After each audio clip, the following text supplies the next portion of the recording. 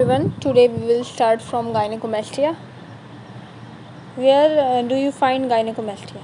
तो gynecomastia एक condition है जो किसी किसी डिजीज़ में मिलती है. सबसे पहले इसमें आ रहा है physiologically during infancy and at the puberty. ठीक है, बचपन में ये हो जाता है या तो प्यूबर्टी के दौरान ही होता है.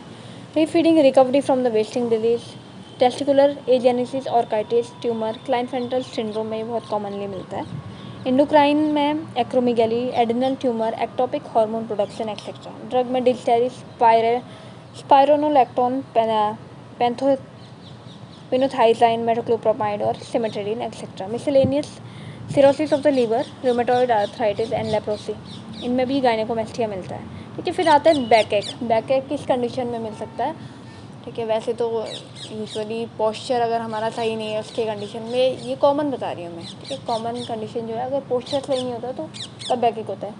अब बुक के अकॉर्डिंग देखते हैं बुक में क्या बताया है. फिजियोलॉजिकली सेम ये बताया, faulty posture, aesthetic, individual, pregnancy, trauma में prolapse, intervertebral disc, lumbosacral strain, infection, osteomyelitis, tubercular spine, Pott spine जिसे कहते हैं, neoplastic, primary tumour, secondary multiple myeloma etcetera. Metabolism में ऑस्टियोपोरोसिस, ऑस्टियोमेलाइसिया, हाइपरपैराथायरॉयडिज्म और रिनल स्टोन की condition में back pain मिलता है. कंजेनाइटल कंडीशन है spina bifida, arthritis, rheumatoid arthritis, osteoarthritis, ankylosing spondylitis. ठीक है, इन कंडीशंस में भी आपको बैक पेन मिलता है. रिफर्ड पेन है पैनक्रेटाइटिस. ठीक है, ये इंपॉर्टेंट है. Pancreatitis, retroperitoneal tumours, cholecystitis, diverticulitis, retroverted uterus and uterine prolapse etcetera. इन सभी में आपको बैक पेन मिलता है. Spinal deformities, kyphosis, lordosis, scoliosis. ठीक है, फिर नेक्स्ट आता है हिकअप्स. हिकअप्स की कंडीशन किस में मिलती है? मेटाबॉलिक डिजीज, यूरेमिया और डायबिटीज़ में, toxaemia, septicaemia and high fever की कंडीशन में.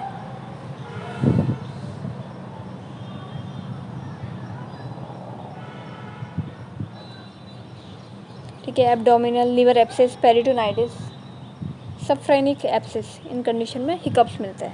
फिर थोरेसिक कंडीशन में aortic aneurysm, mediastinal gland, substernal goitre etcetera. Neurological में encephalitis, meningitis, brain tumour etcetera. Psychogenic में हिस्टेरिया, न्यूरोसिस और एपिडेमिक हिकअप्स. फिर नेक्स्ट कंडीशन है हेडेक. हेडेक मोस्ट कॉमनली मिलता है आपको मेनिंजाइटिस की कंडीशन में. इंट्राक्रेनियल और एक्स्ट्राक्रेनियल यहाँ पे बताए गए हैं, दो डिवीजन के हैं. मेनिंजियल में मेनिंजाइटिस, वेस्कुलर में intracranial aneurysm, malignant hypertension, subarachnoid haemorrhage. Skeletal condition में metastasis, Paget's disease, space occupying lesion, subdural haematoma, tumours, granuloma और एब्सिस की कंडीशन में मिलता है. एक्स्ट्राक्रेनियल, वेस्कुलर में migraine, cluster headache, temporal arthritis etcetera. Skeletal में Paget's disease और torticollis में ये मिलता है. कि फिर है रिफर्ड पेन, साइनोसाइटिस में, आई स्ट्रेन, ग्लोकोमा और ऑरल एक्सेट्रा. इन सभी में आपको हेडेक मिलता है. मिसलेनियस है psychogenic, post traumatic, alcohol nitrate, monosodium glutamate injection etcetera. Tinnitus, patient बोलते हैं कि हमारे कानों में सीटी जैसी बज रही है. तो ये किस किस कंडीशन में मिलता है? तो इसमें 3 कंडीशन बताए गए हैं. एक्सटर्नल ईयर में अगर इन्फेक्शन हो, मिडिल ईयर में इन्फेक्शन हो और इंटरनल ईयर में इन्फेक्शन हो तो ये कॉमनली मिलता है. एक्सटर्नल ईयर में वैक्स, पॉलिप और फॉरेन बॉडी की वजह से ये कंडीशन होती है. मिडिल ईयर इन्फेक्शन में मिलता है, इन्फ्लेमेशन में. इंटरनल ईयर में मिनरीज डिजीज, लैब्रिनाइथिस और एकॉस्टिक न्यूरोमा की कंडीशन में मिलता है. सिस्टमिक में migraine, barotrauma, anaemia, aortic regurgitation, salicylate, quinine etcetera. ठीक है, इन सभी में ये चीज़ मिलती है. नेक्स्ट है टिंगलिंग एंड द नमनेस. ठीक है, पेशेंट आते हैं और कहते हैं कि हाथों में झंझनाहट हो रही है, चींटी जैसे चलने वाली फीलिंग आ रही है. तो ठीक है, ये चींटी जैसे चलने वाली जो फीलिंग है इसको टिंगलिंग सेंसेशन कहते हैं. फिर ये नमनेस है, वो आपको बताएंगे सूनापन है, बिल्कुल भी फील नहीं होता है, देर तक हाथ रखते हैं तो एकदम सुन्न हो जाता है. ठीक है, तो ये कंडीशन किस में मिलती है हमें? ये मिलती है पेरिफेरल न्यूरोपैथी में. ठीक है, डायबिटीज़ की कंडीशन में भी ये हो जाता है, peripheral neuropathy. Extra entrapment neuropathy, carpal tunnel syndrome में, थोरेसिक इनलेट ट्यूमर. स्केलेटल में सर्वाइकल स्पॉन्डिलाइटिस में बहुत कॉमनली मिलता है. ठीक है, lumbar canal, stenosis, disc lesion, tumour etcetera. फिर नेक्स्ट आता है क्रैम्प। ठीक है, बॉडी क्रैम्प्स आप समझ सकते हो, एब्डोमिनल क्रैम्प समझ सकते हो। ठीक है, क्रैम्प का मतलब है कि पेन होना, कंटिन्यूस पेन होना बॉडी में। ठीक है, इसे क्रैम्प कहते हैं। इडियोपैथिक भी बता रखा है, क्योंकि बहुत से पेशेंट आते हैं, यूजुअली ये फीमेल्स होती है 40 to 50 की एज में, उनको ये कॉमनली प्रॉब्लम रहती है कि मेरे यहाँ पे भी दर्द है डॉक्टर साहब, इधर भी दर्द है, काफ़ी टाइम से दर्द है। ठीक है, इलेक्ट्रोलाइट डिस्टर्बेंस। ठीक है, जब आपको डिहाइड्रेशन हो जाता है, हाइपोनेट्रीमिया हो जाता है, हाइपोकैल्सीमिया, इन कंडीशन में काफ मसल्स में क्रैम्प्स आते हैं। ठीक है, पेशेंट बताता है कि हमारे पिंडलियों में दर्द हो रहा है। ठीक है, ये काइंड ऑफ वर्ड वो यूज़ करता है। हाइपोमैग्नीसीमिया। ठीक है, सब कुछ कम हो रहा है बॉडी में, तो इसकी वजह से ये हो रहा है। फिर न्यूरोजेनिक है एमायोट्रोपिक लेटरल स्क्लेरोसिस, मस्कुलर डिस्ट्रॉफी में। ठीक है, मस्कुलर ट्रॉफी में डीएमडी या बीएमडी के केस में आपने देखे होंगे हाइपरट्रॉफी हो जाती है काफ मसल्स की, तो उसमें भी ये क्रैम्प्स मिलते हैं। ठीक है, मायोटोनिया मसल्स पेन में, पेरिफेरल न्यूराइटिस, ये पेरिफेरल न्यूराइटिस की कंडीशन में भी मिलता है। मेटाबॉलिक में यूरेमिया, मैकआर्डल्स डिजीज, ऑक्यूपेशनल में माइनर्स राइटर्स। ठीक है, टाइपिस्ट टेलर, टेलीफोन ऑपरेटर्स। ठीक है, इनमें भी क्रैम्प्स मिलते हैं। मिसलेनियस बताइए प्रेगनेंसी में डिहाइड्रेशन, क्रोनिक वाला, वेस्टिंग डिजीज़ और ओवर एक्सर्शन। ठीक है, कुछ लोग बहुत ओवर एक्टिव होते हैं, है ना, वो बहुत ज़्यादा काम कर लेते हैं, तो इस वजह से क्रैम्प्स होने लगते हैं। Intermittent claudication, arterial atheroma embolism, Buerger's disease, systemic diabetes mellitus, syphilis, anaemia, McArdle's disease, over action. ठीक है, नेक्स्ट आता है vertigo, cerebritis, injury, infarction etcetera, brain stem, vertigo, basilar insufficiency, vestibular condition में neuronitis, acoustic neuroma, cerebellopontine angle tumour etcetera, auditory में acute labyrinthitis, meningeal disease. ठीक है, vertigo का मतलब है चक्कर आना, बीच बीच में उसको डिजीनेस जैसा फील होता है, ऐसा लगता है कि चक्कर आने वाले हैं और वो गिरने वाला है। ठीक है, तो ये सारे इन कंडीशंस में मिलता है। Toxic effect of the alcohol, streptomycin salicylate, spread of the disease from middle ear के डिजीज़ में भी ये मिलता है, और स्टेशन ट्यूब ब्लॉकेज में भी ये मिलता है। फिर आता है मिसलेनियस है माइग्रेन, और of the epilepsy, anaemia, hypotension, head injury etcetera. ठीक है, ये तो हमारा जनरल क्राइटेरिया तो ख़त्म हो गया, जो मेनली पेशेंट सिम्टम लेके आता है। ठीक है, अब आता है जनरल एग्जामिनेशन। इसमें आप 19 पॉइंट्स हम इसमें पढ़ेंगे। तो सबसे पहले आता है बिल्ट। ठीक है, बिल्ट का मतलब है कि आपका स्ट्रक्चरल और स्केलेटल स्ट्रक्चर जो है वो किस तरीके का है, और इसमें एज का भी देखते हैं। ठीक है, ओवरऑल बिल्ड देखते हैं कि अगर ये 3 साल का बच्चा है तो इसकी बिल्ड कितनी रहेगी, 10 साल का है तो इसकी बिल्ड कितनी रहेगी। ठीक है, और ठीक है, आगे देखते हैं। Build is the skeletal structure in relation to the age and the sex of the individual age compare to the normal person. ठीक है, तो बिल्ड बता रहे हैं एज के अकॉर्डिंग भी चेंज रहती है, और पेशेंट की हाइट की वजह से भी मेल और फीमेल में भी काफ़ी डिफरेंस आता है बिल्ड का। ये तो सबसे पहले यहाँ पे टॉल स्ट्रक्चर बता रहे हैं। टॉल स्ट्रक्चर का मतलब है कि जो कितने लंबे हैं। ठीक है, child is consider to be tall when the height is greater than 2 standard deviation about the mean for the age. ठीक है, तो यहाँ पे ये बता रहे हैं हाइट ऑफ द जो चिल्ड्रन है उसमें 2 स्टैंडर्ड डेविएशन बता रहे हैं, और मीन ऑफ द एज मतलब एज के अकॉर्डिंग हाइट के बारे में बता रहे हैं। Gigantism is a term applied when the patient height is greatly in the excess of the normal for his age before fusion of the epiphysis। ठीक है, तो gigantism एक कंडीशन है जहाँ पे पेशेंट की हाइट जो होती है बहुत बड़ी हो जाती है नॉर्मली से। ठीक है, उससे एज से पहले इसमें फ्यूजन ऑफ द एपिफाइसिस हो जाता है। There is no fixed height to constituent and giant. ठीक है, तो वहाँ पे कोई भी ऐसा क्राइटेरिया नहीं है जिससे हम जाइंट का पता लगा पाएँ कि कौन कितना जाइंट है। ठीक है, but in adult it applied for individual which have height of more than 6.5 feet. ठीक है, अगर 6.5 फीट से अगर कोई बड़ा होता है तो उसको हम जाइंट बोल सकते हैं। फिर आता है कॉजेस, इसमें बता रहे हैं कि अगर जो कुछ लोग होते हैं वो काफ़ी लंबे के होते हैं। ठीक है, सिंपल और प्राइमरी गिगेंटिज्म, रेशियल, फैमिलियर और कॉन्स्टिट्यूशनल। ठीक है, ऐसा मान सकते हैं कि उनके रेस में ये चल रहा आ रहा है काफ़ी टाइम से, फैमिली में सबके सब लंबे हैं, ठीक है। फैमिलियल भी यही है, कॉन्स्टिट्यूशनल। इंडोक्राइन में बता रहा है हाइपर पिट्यूटरिज्म और हाइपोगोनेडिज्म, ठीक है। पिट्यूटरी का जो साइज़ है वो बढ़ जाता है, तो उसकी वजह से भी टॉल स्ट्रक्चर होता है। हाइपोगोनेडिज्म जेनेटिक में बता रहे हैं क्लाइनफेंटल सिंड्रोम, जो कि हमने गायनेकोमेस्टिया में भी पढ़ा था, ठीक है। मेटाबॉलिक है मार्फान सिंड्रोम और हीमोसिस्टिन्यूरिया। नेक्स्ट है मिसेलेनियस है cerebral gigantism etcetera. Differential diagnosis उसमें बताएंगे constitutional gigantism, cerebral gigantism, sexual precocity and virilizing disorder, ठीक है। तो ये हम इसमें देखेंगे। डिफरेंशियल डायग्नोसिस में है constitution, usually in constitutional tall stature of the parents are also tall, ठीक है। तो ये देखा जाता है कि जिसके पेरेंट्स लंबे हैं तो बच्चा भी लंबा होगा ही। In all the children whose parents और grandparents are also tall, species of the pathological disorder must be, ठीक है। तो यहाँ पे भी ये बता रहे हैं जिसके पेरेंट और ग्रैंड पेरेंट बड़े हैं तो उनमें भी उनके बच्चे भी टॉल ही रहेंगे, ठीक है। किसी किसी कंडीशन में ऐसा हो जाता है कि सब घर में लंबे और बच्चा छोटा है, ठीक है। तो ये कंडीशंस भी आ जाती हैं। In girls long term oestrogen could be used to suppress the further growth, ठीक है। तो इसमें ये बता रहे हैं गर्ल्स की कंडीशन में अगर एस्ट्रोजन बहुत टाइम तक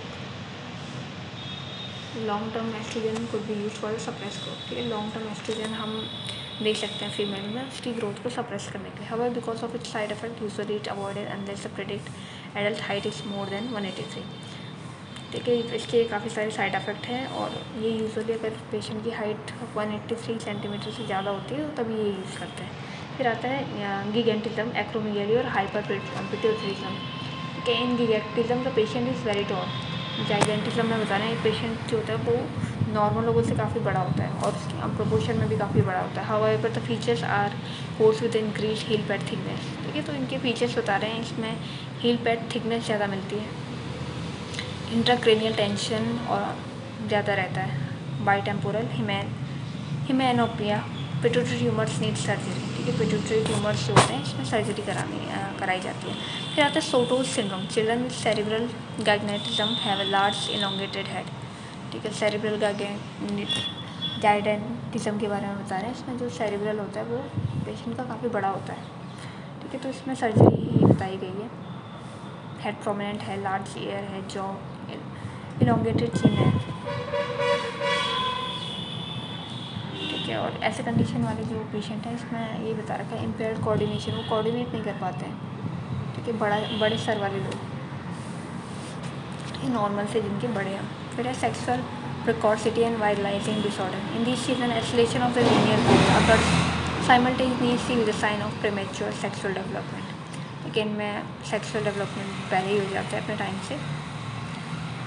दिस डिसऑर्डर में भी जो है कंजेनाइटल एडिनल हाइपरप्लेजिया, ये डिसऑर्डर जो है एडिनल हाइपरप्लेजिया की वजह से होता है, एडिनल ट्यूमर की वजह से और गोनेडल ट्यूमर की वजह से होता है,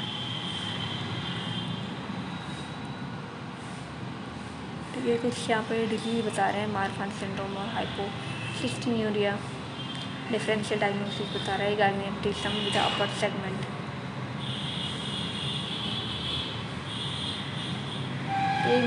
नेक्स्ट है मार्फान सिंड्रोम्स के बारे में बता रहे हैं। The patient are tall with long limb, ये मार्फान सिंड्रोम में जो पेशेंट होते हैं उनके लॉन्ग लिम होते हैं, हाथ पैर उनके काफ़ी लंबे होते हैं, ठीक है। फिंगर्स तो काफ़ी बड़े होते हैं, जिनको एरेकोनोडैक्टाइली बोलते हैं। हाइपर एक्सटेंसिव जॉइंट, ठीक है, हाइपर एक्सटेंसिबल जॉइंट होते हैं। Dislocation of the lens, high arch palate, kyphoscoliosis में इनमें मिलता है। Arm span greater than the height and the lower segmental more than the upper segmental, ठीक है। मतलब जो लोअर सेगमेंट वाला पोर्शन है मतलब उनके पैर लंबे होंगे और जो चेस्ट रीजन है, ठीक है, अपर पार्ट जो है वो थोड़ा छोटा होगा, इस टाइप का। फिर homocystinuria, this condition resembles Marfan syndrome, the difference are mention in the table, ठीक है। यहाँ पे होमोसिस्टिन्यूरिया के बता रहे हैं, ये मार्फान है ऑटोनॉमल डोमिनेंट, हीमोसिस्टिन्यूरिया है ऑटोनॉमल रिसेसिव, ठीक है। हाई आर्च पैलेट प्रेजेंट है मार्फान्स में और इसमें है एब्सेंट। एर्केनोडैक्टाइली इसमें मिलती है पर एर्केनोडैक्टाइली इसमें नहीं मिलती है। मेंटल रिटार्डेशन हीमोसिस्टिन्यूरिया में प्रेजेंट है, ठीक है। नेक्स्ट आते हैं Klinefelter syndrome. Over segment more than the upper segment. ठीक है, इसमें भी ये बता रहे हैं जो लोअर सेगमेंट है वो ज़्यादा बड़ा होता है, मतलब पैर ज़्यादा बड़े होते हैं चेस्ट रीजन से। गायनिकोमेस्टिया कॉमन में मिलता है। स्मॉल फॉर्म टेस्ट एजोस्पर्मिया में मिलता है। क्रोमैटिन बार बॉडीज प्रेजेंट होती है। ठीक है, मेंटल रिटार्ड होते हैं ये patient. Associate with mongolism and leukaemia में होता है। Chronic pulmonary disease, varicose vein and diabetes are more common. ठीक है, शॉर्ट स्ट्रेचर बता रहे हैं। ड्वार्फिज्म। ठीक है, अभी तक हम बिल्ड ही पढ़ रहे हैं, अभी तक हमें टॉल पढ़ेंगे किस किस कंडीशन में बहुत लंबे लोगों में मिलते हैं। अब बता रहे हैं ड्वार्फिज्म छोटे लोगों में किस में मिलता है। ठीक है, तो यहाँ पे ड्वार्फिज्म भी ये बता रखा है। यहाँ 2 स्टैंडर्ड डेविएशन ये जिसमें एज और सेक्स के अकॉर्डिंग मीन वैल्यू दी है। कॉजेज बता रहे हैं heredity, chromosomal, constitutional delayed puberty, nutrition अगर सही से नहीं मिला हो, माल न्यूट्रिशन हो, माल एब्जॉर्प्शन हो, या अगर रिकेट्स हो तो उस कंडीशन में भी ड्वार्फिज्म हो जाता है। एंडोक्राइन की कंडीशन है ग्रोथ हार्मोन डिफिशिएंसी, हाइपोपिट्यूटरिज्म। ठीक है, वहाँ पे हमने हाइपर पढ़ा था। Hypothyroidism, excessive androgen, Cushing syndrome, congenital adrenal hypoplasia. ठीक है, इस कंडीशन में differential diagnosis, heredity, constitutional delay, यही बताइए जो हमने पीछे पढ़ी थी। ठीक है, नेक्स्ट हम पढ़ेंगे विटामिन की therapeutic dose, deficiency state, sources और विटामिन। ये विटामिन ए जो है कि 5000 to 8000 इंटर यूनिट प्रेगनेंसी में दिया जाता है। सोर्सेज बताएं इसके carrot, spinach, sweet potatoes, milk, liver and fish liver oil. ये डिफिशियंसी स्टेट है, अगर विटामिन ए की कमी हो जाती है तो नाइट ब्लाइंडनेस मिलता है, वाइट आउट स्पॉट मिल जाता है। ठीक है, ये भी आई से रिलेटेड डिजीज है। जेरोप्थेलमिया, केरेटोमेलेसिया, इम्परफेक्टा इनेमल फॉर्मेशन। ठीक है, दांत अच्छे से बनते नहीं है, इनेमल फॉर्मेशन अच्छे से होता नहीं है। Follicular hyper keratosis of the skin. ठीक है, ये कंडीशन भी विटामिन ए के इसमें मिलता है। फिर नेक्स्ट आता है थेरेप्यूटिक डोज बताइए इसमें 500 इंट्रा यूनिट पर केजी पर डे। ठीक है, आयन देना है। टॉक्सिक इफेक्ट है painful bone exostosis, premature epiphyseal fusion, fibrositis इसमें मिलता है। Intracranial hypertension, anorexia, irritability, dry itchy skin and spare hairs में मिलता है। फिर आता है विटामिन डी। ठीक है, milk, butter, yeast, fish, liver oil, egg yolk, ये सारी चीज़। Tetany rickets in the children, tetany मिलती है, रिकेट्स मिलता है चिल्ड्रंस में। ऑस्ट्रोमलेशिया मिलता है एडल्ट्स में अगर विटामिन डी की कमी है। कि आजकल यूजुअली बहुत लोगों में विटामिन डी की कमी मिलती है क्योंकि वो सन बाथ नहीं लेते हैं, इस वजह से। ठीक है, इसमें अभी 500 इंटर यूनिट पर डे बता रहे हैं। टॉक्सिक इफेक्ट है anorexia, vomiting, diarrhoea. Toxic effect का मतलब अगर डोज अगर ज़्यादा हो जाती है तो उस कंडीशन में एनोरेक्सिया हो जाएगा, वॉमिटिंग होगी, डायरिया। ठीक है, थर्स्ट, स्वेटिंग और हेडेक भी होने लगेगा। फिर नेक्स्ट है विटामिन ई, इसमें है, इसमें थोड़ी कम डोज है 200, 400, 600 इंटर यूनिट पर डे। ठीक है, 246 याद रख सकते हो आप। होल ग्रेन है, होल राइस से मिलता है ये। वीट जम ऑयल से, लेट्यूस, मेज, मोलेसेस, पीज एंड मीट्स, इन सब से ही मिलता है। ठीक है, हाँ, यूजुअली मेंस का कोई सिम्टम्स से मिलते हैं और एनिमल्स में इसमें हैबिचुअल एबॉर्शन हो जाता है विटामिन ई की कमी से। ठीक है, थेरेपेटिक डोज होता है इसमें यूजुअली प्रीमेच्योर इन्फेंट्स में देते हैं। रेट्रोलेंटल फाइब्रोप्लेसिया, G6PD डेफिशिएंसी में देते हैं टू प्रिवेंट हेमोलाइसिस। ठीक है, G6PD देख लेना, ये काफ़ी रेयर कंडीशन है। ठीक है, फिर नेक्स्ट है विटामिन के, ग्रीन वेजिटेबल्स में मिलता है ये। 40 mg पर केजी, 40 mg पर डे बता रहा है इसकी डोज। ये green vegetable, cabbage, spinach, tomatoes, egg yolk, synthesis intestine. ठीक है, ये विटामिन के जो होता है इंटेस्टाइन में भी सिंथेसिस होता है। हिमोरेजिक डायथिस बता रखा है इसके, डिफिशियंसी से 10 mg आयरन यूजेस है न्यूबॉर्न में to prevent haemorrhagic disease of newborn के 100 mg ओरली और आयरन। नेक्स्ट है vitamin B1, thiamine 1 to 2 mg पर डे।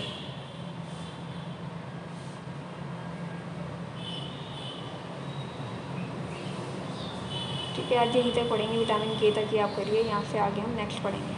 Thank you.